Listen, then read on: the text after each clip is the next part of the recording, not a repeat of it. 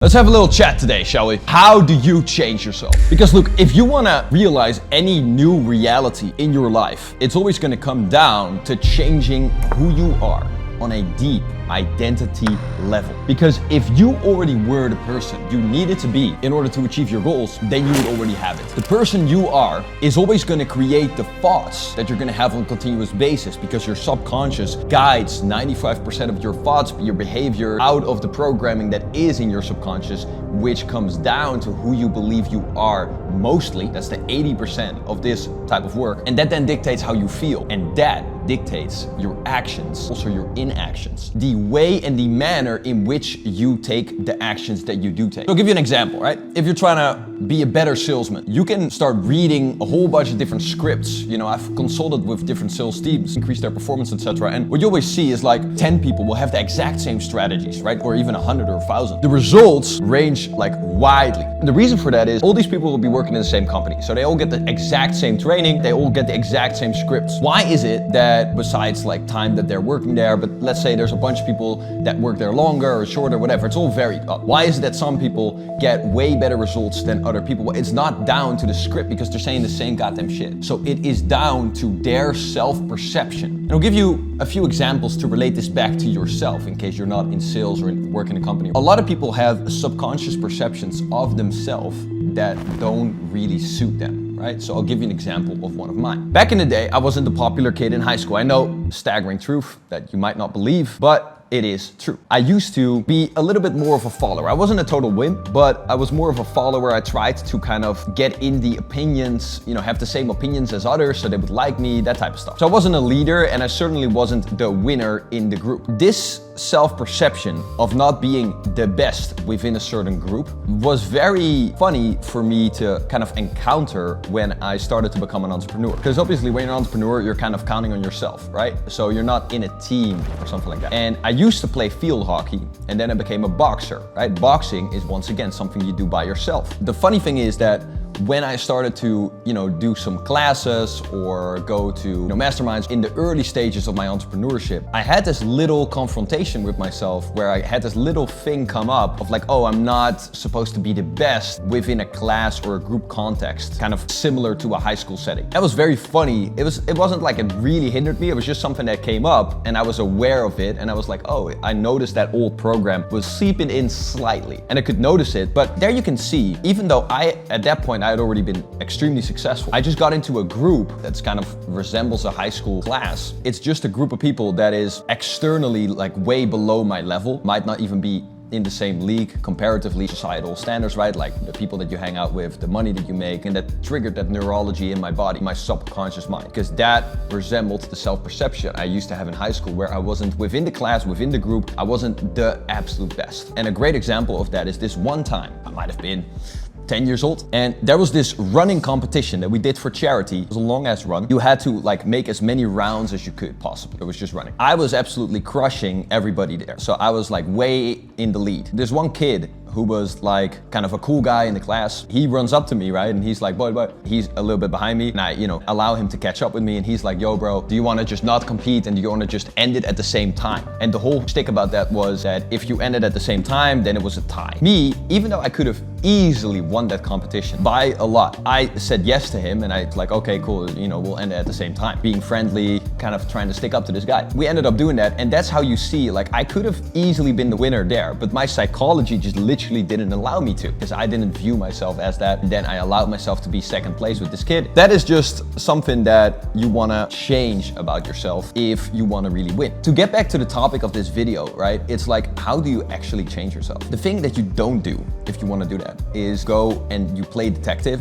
and you go on an endless spree of trauma where digging into your past and all that type of stuff. I don't have to know why my self-perception was as not being the number one within a class context. I don't have to know why. I just have to know that that is my current self-perception. And once I know that that is my current self-perception, I can now choose that that is unworkable for the results that I am trying to get in my life and I want to get in my life, which is win, and then shed that old identity and step into a new stance and embody that new stance and take new actions from there. And then you're probably gonna ask me, okay, that sounds great, Boyd. how do you actually do that? The first and foremost thing is that you choose to. As I just said, it all starts with awareness of your current stance. I'm gonna give you a little analogy, and I stole this from someone else. Let's say that you're, for example, in fight sports, right? So you're boxing. If you're boxing, you wanna start boxing, and you're just gonna hold your hands here. It's probably not an optimal stance to fight someone, right? You're gonna get hit in the fucking face. So your coach might tell you, hey buddy, if you want to box, probably it's a good idea to hold your hands here or whatever, right? You can adjust that stance and now you're going to be way more effective in a fight. Your muscles might need to adapt and adjust a little bit to that new stance, right? So you might have to consciously put it there, right? You might have to consciously put effort to put your hands here and have that become your new default. Have that become your new muscle memory, your new unconscious habit. Once you do that, that becomes your new default stance. That's more workable for your results. It works the exact same actually mentally. So that's an outer stance. That's a stance that you've adopted. You've done that for no particular reason. You don't need to know why you did this. You might have seen it as you were a child. You might have just had itch in your back of your head and you just adopted that style, whatever. What matters is that you know that it's unworkable and you bring your awareness to it and then you shift into a new stance. That is what you need to do. It works the same with mental posture, right? So that was physical posture, and you also have a mental posture that you've adopted, right? By early life experiences, by modeling your parents, whatever it may be. Once again, you don't even need to know that. You can even forget those last two sentences, right? That's only for your interest to like, oh, why is that? Well, it doesn't fucking matter, right? It might be interesting, but it doesn't really help you. I see so many like people online talk about, oh, go to those events that shape that identity. You have to know that critical moment. No, you don't. If you have enough new reference experiences, that essentially washes over that one reference experience in your past. Now you could rewire that reference experience in the past. That could work, right? You could rewire your whole timeline, but you don't need to know the exact specific moment or trauma or whatever. Once you then understand that you have a mental posture if you adopt, let's go back to the previous example. My mental posture, right? My inner stance essentially, not just an outer stance, my inner stance was, I'm not the best, within a class setting or whatever. I bring my awareness to that. Okay, that's unworkable because I want to be the best. So now I shift and choose to come from a new inner stance. I essentially shift my stance from here to here, and then now I choose to operate from that new stance. And then once I do that repeatedly, and I bring conscious effort to repeatedly bring myself into the new stance, now that will become my new default. Just like with your fucking muscles. Because your muscles is your body, and your subconscious is essentially your nervous system, which is really your body.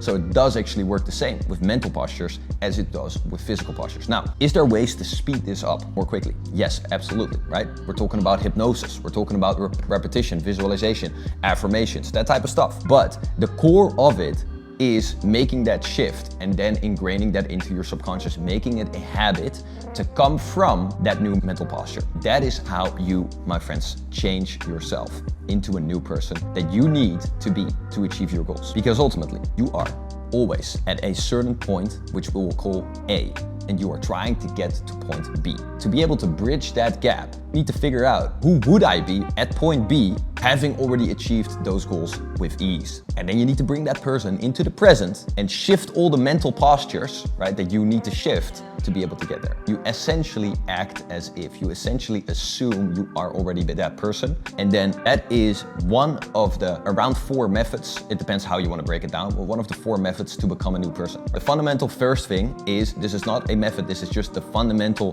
piece before you do anything, is awareness that you need to drop a current stance and adopt a new stance. And an inner stance is essentially an analogy for unconscious identity or a belief system about yourself that you are operating from, right? So, oh, I'm a second place type of person. Well, you're always gonna be fucking second place, just like I did in that run, which I could have easily won first place. But my psychology simply did not allow me to. And after that, I felt like shit about it because I knew I could have been first. Why did I do that, man? Why the fuck did I let myself down? And it was because of a subconscious thing that guides your behavior more than your conscious effort, right? So consciously there, I even knew I shouldn't really, but I just did it, right? I just went to be second place because I was a piece of shit. Obviously not really, but I'm still pissed that I lost that race. That is the fundamental piece, right? And from there, you can do a few things to wire it in more quickly. And those few things can be, number 1, hypnosis.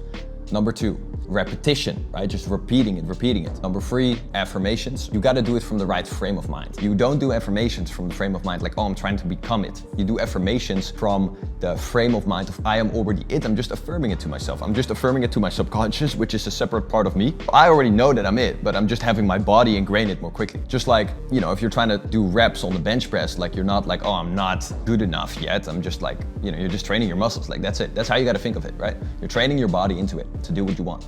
You're designing the character that you need and want to be.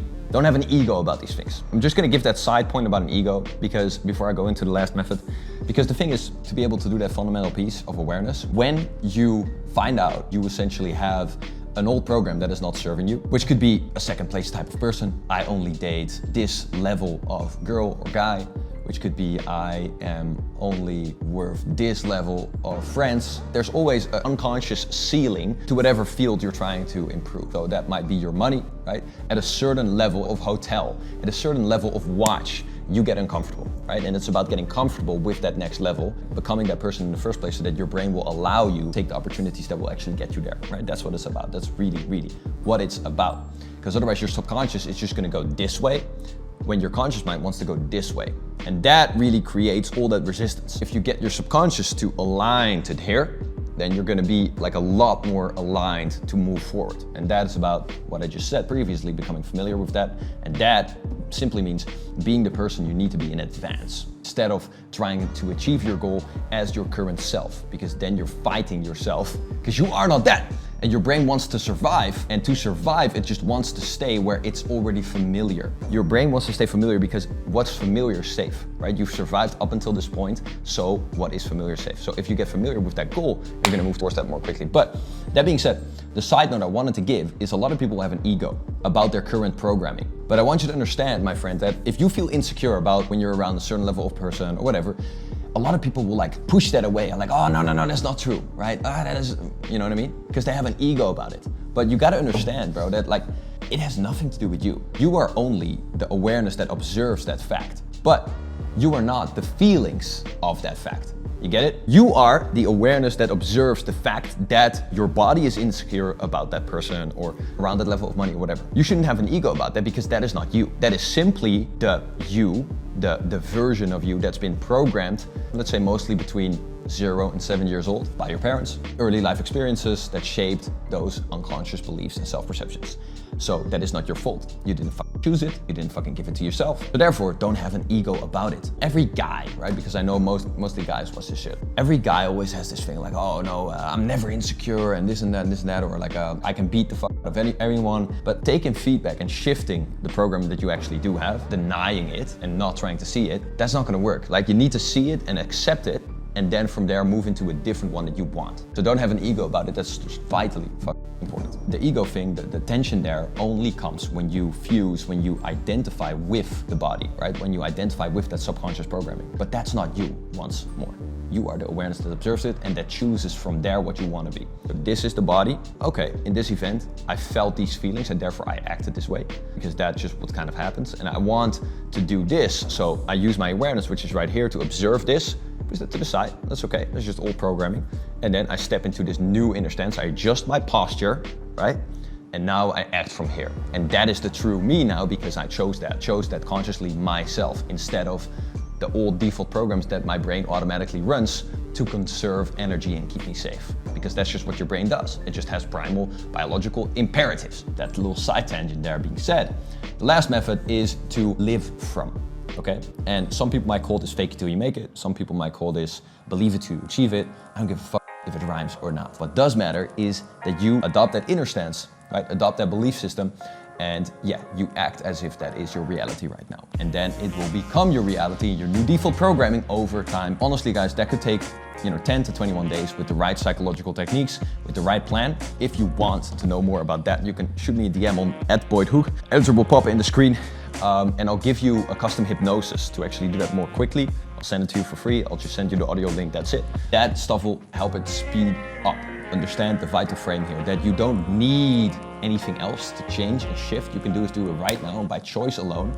and then it will become easier over time. And all the tools that you have is just to speed up the process. You have the power. One of the big pieces of my mission with this YouTube channel and with everything that I do online is I feel like the whole self-development industry and a lot of these influencers, they try to make it seem, maybe not consciously, does make it seem, a lot of their marketing messages, etc., that you cannot do it yourself, right? Like you need XYZ, you need this little method, you need that little secret hack. Meanwhile, I know that you have the power, okay? Even without this video, even without anything else, even if this video just makes you realize and understand, like, yo, you have the power to choose right now. You don't need anything else from that. You don't need to go on an ayahuasca retreat. I've actually done it. No hate or anything like that, but I'm just saying you don't need to do it. You don't need to spend 10 years with a therapist. You can literally, right now, in this fucking moment, bring your awareness. Who have I been today, the past week, the past month, and how has that been of disservice to me? And who can I shift into? What inner stance can I shift into right now to create a better result, create a better life, and get to my goals much faster? Shift into it, and what's one action that I can take right now if I were to come from that place? If I were to come from my being 10 times as smart. You can even use people as a role model and step into that. If I were to come from as a role model that you have, as training wheels to think from their identity and then ingrain it to yourself. That's my message for you today. You have the power, you can shift, you can choose, you can shift right now. Understand that fundamental piece. You are not your feelings, you are not your thoughts, you are not your body. You are just the awareness that observes it, and from there you can create the character that is this. From here, you create the character that is this, whether that's your external body or your internal body. And that is the fundamental key to creating the life that you want and create for your family and loved ones. That was it for today.